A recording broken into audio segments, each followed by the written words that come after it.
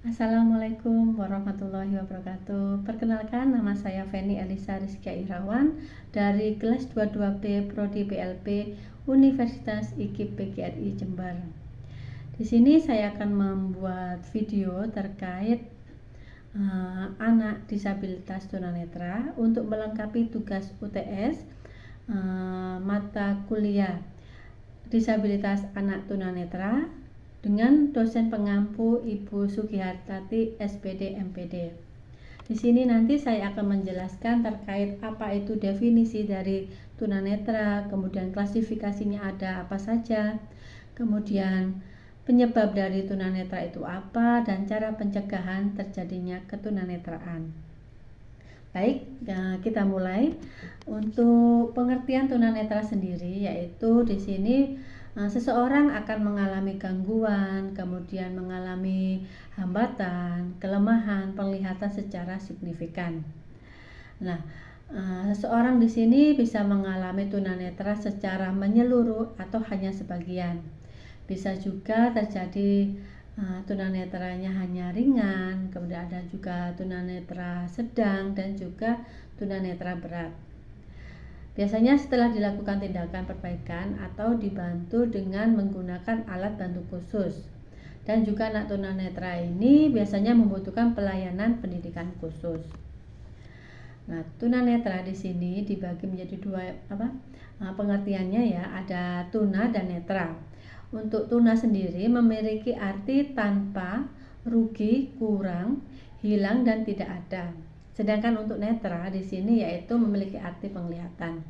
Jadi secara etimologis tunanetra sendiri yaitu memiliki orang yang tidak memiliki arti orang yang tidak memiliki penglihatan atau orang yang penglihatannya mengalami lemah ataupun kurang. Tunanetra atau visual impairment yaitu di mana mereka yang mengalami gangguan hambatan penglihatan secara signifikan sehingga di sini mereka membutuhkan layanan pendidikan yang khusus. Contoh bentuk layanan pembelajaran khusus di sini yaitu biasanya menggunakan penggunaan sistem baca tulis braille, kemudian menggunakan alat pembesar bahan bacaan, kemudian juga menggunakan media timbul dan berbagai bentuk modifikasi lainnya. Ada dua perspektif dalam mendefinisikan tunanetra. Yang pertama ada definisi legal dan definisi pendidikan.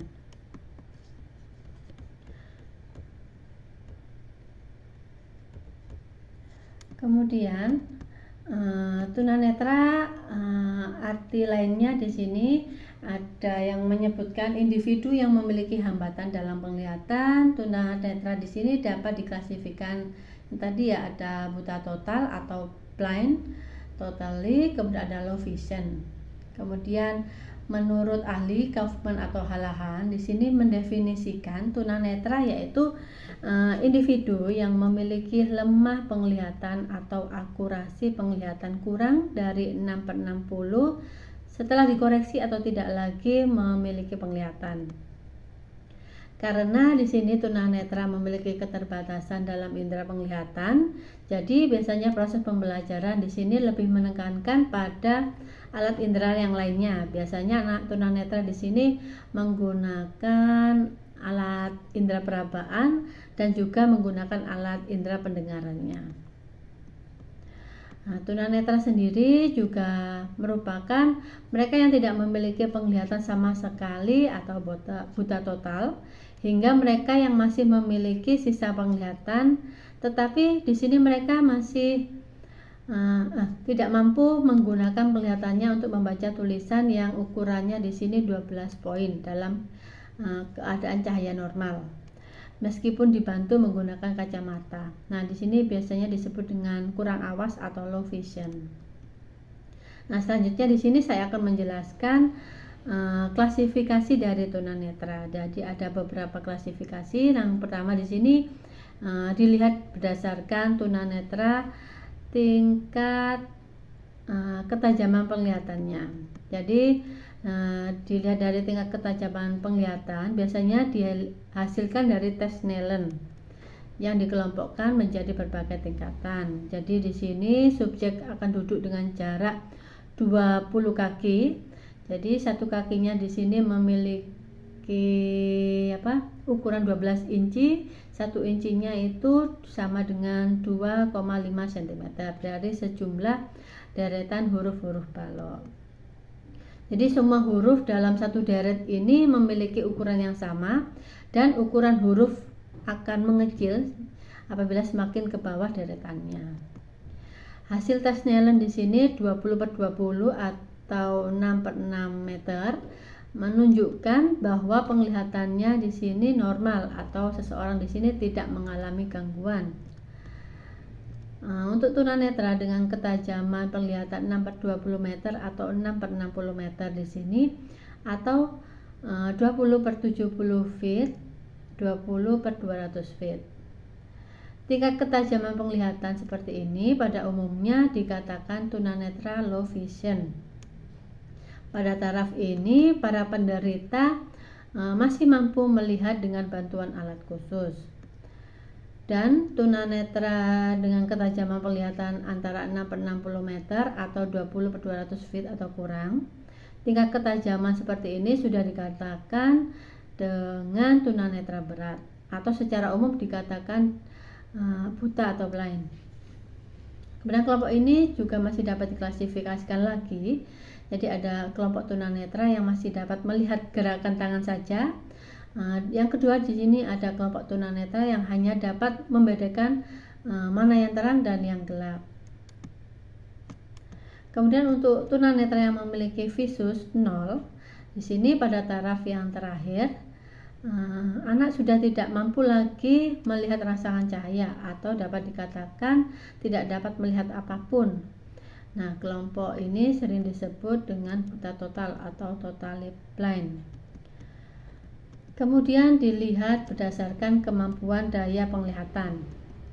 Yang pertama di sini ada tunanetra ringan atau defective vision atau low vision, yaitu mereka yang memiliki hambatan dalam penglihatan, akan tetapi di sini mereka masih dapat mengikuti program-program pendidikan dan mampu melakukan pekerjaan atau kegiatan yang menggunakan fungsi penglihatannya. Nah, yang kedua di sini ada tunanetra setengah berat atau partially sight, atau yakni mereka yang kehilangan sebagian daya penglihatan hanya dengan menggunakan kaca pembesar, mampu mengikuti pendidikan biasa atau mampu membaca tulisan yang bercetak tebal. Nah, yang ketiga di sini yaitu ada tunanetra berat atau totally blind, yaitu mereka yang sama sekali tidak dapat melihat. Nah, selanjutnya klasifikasi berdasarkan terjadinya ketunaan. Nah, di sini ada tunanetra sebelum dan sejak lahir. Jadi kelompok ini terdiri dari orang yang mengalami ketunanetraan pada saat dalam kandungan atau sebelum usia 1 tahun. Yang kedua ada tunanetra batita, di mana orang yang mengalami ketunanetraan pada saat ia berusia di bawah 3 tahun. Kemudian ada juga tunanetra balita, yaitu orang yang mengalami ketunanetraan pada saat ia berusia antara 3 sampai 5 tahun. Kemudian klasifikasi yang keempat di sini yaitu kelanjutannya yang tadi, yaitu ada tunanetra pada usia sekolah. Jadi kelompok ini meliputi anak yang mengalami ketunanetraan pada usia anak 6 sampai 12 tahun. Kemudian juga ada tunanetra remaja, yaitu orang yang mengalami ketunanetraan pada saat usia remaja atau antara usia 13 sampai 19 tahun. Kemudian ada tunanetra dewasa, yaitu orang yang mengalami ketunanetraan pada usia dewasa atau usia 19 tahun ke atas. Kemudian klasifikasi selanjutnya yaitu berdasarkan adaptasi pendidikan. Jadi klasifikasi tunanetra ini tidak didasarkan pada hasil tes ketajaman, tetapi didasarkan pada adaptasi atau penyesuaian pendidikan khusus yang sangat penting dalam membantu mereka belajar atau diperlukan dalam menentukan pelayanan pendidikan yang sesuai dengan kemampuan penglihatannya. Kemudian klasifikasi ini dikemukakan oleh Crick yaitu sebagai berikut. Yang pertama, klasifikasi sesuai dilihat dari ketidakmampuan melihat taraf sedang. Kemudian yang kedua, ketidakmampuan melihat taraf berat, dan yang ketiga di sini ketidakmampuan melihat taraf yang sangat berat. Kemudian ada penyebab terjadinya tunanetra.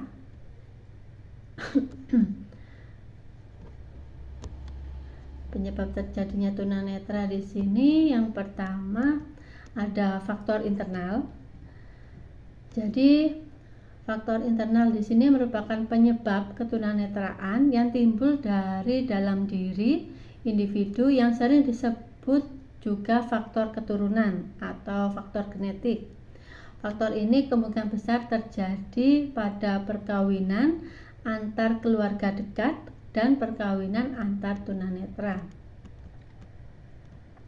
Kemudian juga ada faktor eksternal. Faktor eksternal di sini yaitu ada penyakit rubella dan sifilis, merupakan suatu penyakit yang disebabkan oleh virus yang sering berbahaya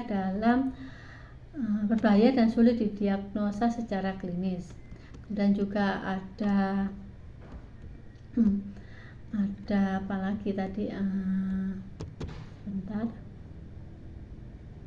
Ada albinisme atau albino, yaitu di mana kondisi kelainan sejak lahir yang menyebabkan pengidapnya di sini mengalami kekurangan melanin atau bahkan sama sekali tidak memiliki pigmen tersebut.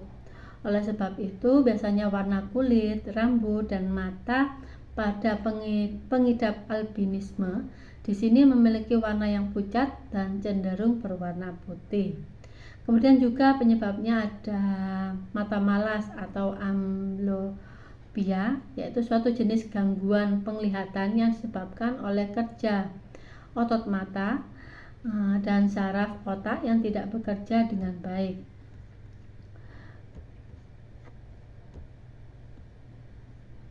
Kemudian ada serothalmia atau penyakit yang menyebabkan mata kering akibat kekurangan vitamin A jika tidak diobati. Kemudian untuk serothalmia di sini bisa berkembang menjadi rabun senja atau kemunculan bintik-bintik di mata. Serothalmia di sini bahkan saat merusak kornea mata dan bisa menyebabkan kebutaan. Kemudian glaukoma, ada glaukoma, merupakan di sini kerusakan pada saraf mata akibat tingginya tekanan di dalam bola mata. Kemudian juga ada katarak. Katarak di sini merupakan suatu penyakit ketika lensa mata menjadi keruh dan berawan. Kemudian juga ada kelainan mata bawaan, contohnya ada anoftalmia, merupakan cacat mata bawaan ketika bayi lahir tanpa satu atau kedua bola mata. Kemudian ada juga kelainan bawaan yaitu ada mikroftalmia, merupakan gangguan perkembangan mata yang membuat salah satu atau kedua mata bayi di sini memiliki ukuran abnormal atau sangat kecil. Kemudian juga ada rabun jauh atau miopi, di mana kondisi mata di sini yang menyebabkan objek yang letaknya dekat terlihat jelas, sementara objek yang letaknya jauh akan terlihat kabur. Kemudian juga ada nystagmus atau gangguan penglihatan yang ditandai dengan gerakan bola mata yang tidak terkendali atau berulang. Kemudian juga ada oftalmia atau neonatorum, adalah oftalmia neonatorum, yaitu radang konjungtiva yang terjadi pada neonatus dengan onset munculnya manifestasi dalam 28 hari pertama kehidupan. Biasanya infeksi ini umumnya terjadi pada neonatus selama persalinan melalui jalan lahir yang sudah terinfeksi. Kemudian juga ada retinitis pigmentosa, di mana gangguan genetis bawaan pada mata yang berakibat pada hilangnya penglihatan atau kebutaan. Nah, kemudian juga ada retinopati di sini, retinopati diabetika. Nah, di mana salah satu bentuk komplikasi diabetes mellitus, di mana kadar gula yang sangat tinggi pada akhirnya di sini bisa mengakibatkan kerusakan pada pembuluh darah retina mata, terutama di jaringan-jaringan yang sensitif terhadap cahaya. Namun apabila tidak ditangani, retinopati diabetika di sini bisa menyebabkan kebutaan. Kemudian juga ada ROP atau retinopati of premature, merupakan suatu kelainan pada mata yang dapat mengakibatkan kebutaan. Biasanya terjadi pada bayi-bayi prematur dengan berat lahir rendah. Kemudian biasanya juga disebabkan karena adanya gangguan pembentukan pembuluh darah pada retina, sehingga terbentuk pembuluh darah abnormal di retinanya. Kemudian juga ada strabismus atau mata juling, adalah kondisi pada kedua mata di sini tidak sejajar dan kedua-duanya di sini bergerak ke arah yang berbeda. Kemudian juga ada trakoma atau infeksi mata akibat bakteri Chlamydia trachomatis, di mana seseorang di sini dapat tertular penyakit ini jika kontak langsung dengan mata atau hidung penderita atau menyentuh mata setelah memegang benda yang telah terpapar bakteri tersebut. Kemudian di sini saya juga akan menjelaskan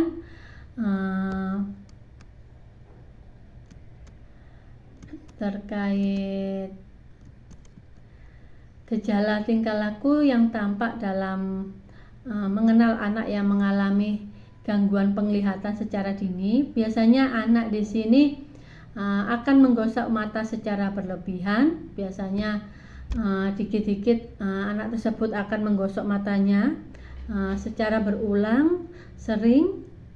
Kemudian biasanya juga menutup atau melindungi mata sebelahnya, memiringkan kepala atau mencondongkan kepala ke depan. Kemudian juga sukar membaca atau dalam mengerjakan pekerjaan lain yang sangat memerlukan penggunaan mata. Kemudian berkedip lebih banyak daripada biasanya atau lekas marah apabila mengerjakan sesuatu pekerjaan. Kemudian membawa bukunya ke dekat mata. Kemudian tidak dapat melihat benda-benda yang agak jauh.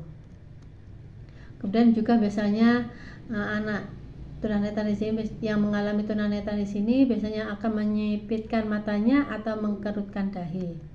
Kemudian juga tidak tertarik perhatiannya pada objek penglihatan atau pada tugas-tugas yang memerlukan penglihatan seperti melihat gambar ataupun membaca. Kemudian janggal dalam bermain yang memerlukan kerjasama tangan dan mata. Kemudian juga biasanya akan menghindari tugas-tugas yang memerlukan penglihatan atau biasanya memerlukan penglihatan jarak jauh. Nah, di sini ada beberapa ciri tampak pada anak low vision, antara lain biasanya anak akan menulis dan membaca dengan jarak yang sangat dekat. Kemudian juga biasanya hanya dapat membaca huruf yang berukuran besar saja. Nah, kemudian mata di sini akan tampak lain, akan terlihat putih di tengah mata atau mengalami katarak, atau kornea di sini mengalami bagian bening di depan mata akan terlihat berkabut. Kemudian terlihat tidak menatap lurus ke depan. Kemudian memicingkan mata atau mengerutkan kening, terutama di cahaya terang atau saat mencoba melihat sesuatu. Kemudian lebih sulit melihat pada malam hari daripada siang hari. Kemudian pernah mengalami operasi mata atau memakai kacamata yang sangat tebal, tetapi masih tidak dapat melihat dengan jelas. Nah, prinsip yang harus diperhatikan dalam memberikan pengajaran kepada individu tunanetra adalah media yang digunakan di sini harus bersifat taktual dan bersuara. Contohnya adalah penggunaan tulisan braille, menggunakan gambar timbul, benda model, atau menggunakan benda nyata. Sedangkan media yang bersuara seperti tape recorder dan peranti lunak jauh ya. Kemudian untuk orientasi dan mobilitas di sini biasanya anak akan mempelajari bagaimana tunanetra bisa mengetahui tempat dan arah serta bagaimana menggunakan tongkat putih atau tongkat khusus tunanetra yang terbuat dari aluminium dengan garis merah di samping. Kemudian untuk karakteristik anak tunanetra, biasanya curiga pada orang lain. Jadi keterbatasan rangsangan, visual atau penglihatannya di sini biasanya menyebabkan anak tunanetra kurang mampu untuk berorientasi pada lingkungan, sehingga kemampuan mobilitasnya di sini juga akan terganggu. Kemudian biasanya anak tunanetra di sini juga mudah tersinggung. Biasanya pengalaman sehari-hari yang sering menimbulkan rasa kecewa dapat mempengaruhi anak tunanetra di sini, sehingga tekanan-tekanan suara tertentu atau singgungan fisik yang tidak sengaja dari orang lain di sini bisa menyinggung perasaan dari anak tunanetra. Kemudian yang ketiga di sini dilihat dari ketergantungan pada orang lain. Jadi sifat ketergantungan pada orang lain mungkin saja terjadi pada anak tunanetra. Hal tersebut mungkin saja terjadi karena ia belum berusaha sepenuhnya dalam mengatasi kesulitannya sehingga selalu mengharapkan pertolongan orang lain. Biasanya juga anak tunanetra di sini akan mengalami keseimbangan di bawah normal. Kemudian juga memiliki kelebihan berat badan atau obesitas. Biasanya juga mengalami kurang percaya diri atau kurang pede. Kemudian kurang inisiatif mengikuti aktivitas gerak otot besarnya. Kemudian perkembangan sosialisasi cenderung melambat. Kemudian juga biasanya takut bergerak, bergantung ke orang lain, sangat verbal, bangga atas keterampilan yang sudah dikuasainya. Kemudian untuk strategi pelatihan biasanya diupayakan untuk memodifikasi lingkungan agar sesuai dengan kondisi anak atau di satu sisi. Yang kedua di sini dilihat upaya pemanfaatan secara optimal indera-indera yang masih berfungsi untuk mengimbangi kelemahan yang disebabkan hilangnya fungsi penglihatan atau di sisi lain. Kemudian